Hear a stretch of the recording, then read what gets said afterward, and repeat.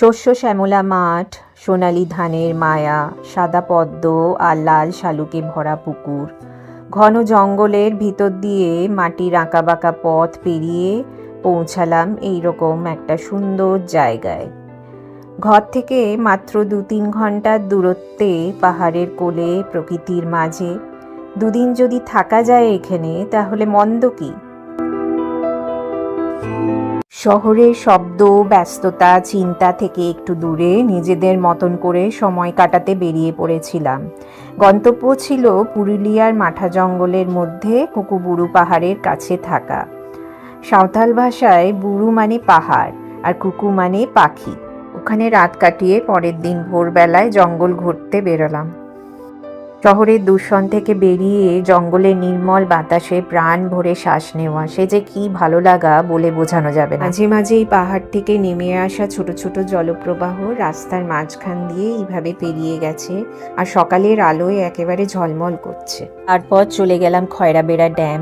দুধারে গাঢ় সবুজ রঙের পাহাড় আর মাঝে ড্যামের স্বচ্ছ জল, মন্ত্রমুগ্ধ করা প্রাকৃতিক সৌন্দর্য। প্রকৃতিপ্রেমীদের জন্য একেবারে আদর্শ জায়গা।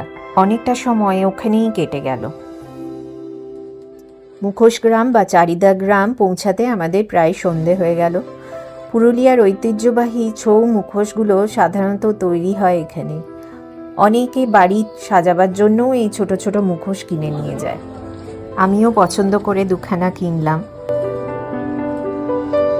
পরের দিন জলখাবার খেয়ে বেরিয়ে পড়লাম। ফেরার পথে দেখলাম পাখি পাহাড়।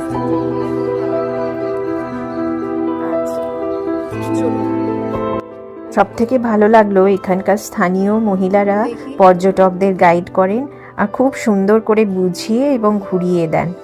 শিল্পী চিত্ত দে এবং তার দল পাহাড়ের গায়ে 64টারও বেশি পাখির ভাস্কর্য তৈরি করেছেন।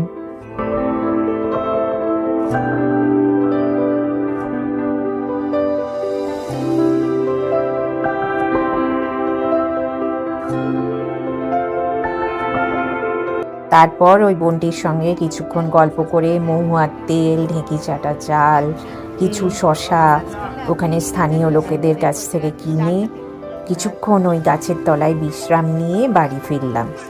দুদিন আমরা প্রকৃতির কোলে হারিয়ে গিয়েছিলাম। সবুজের ছোঁয়া আমাদের আত্মাকে প্রশান্তি দেয়।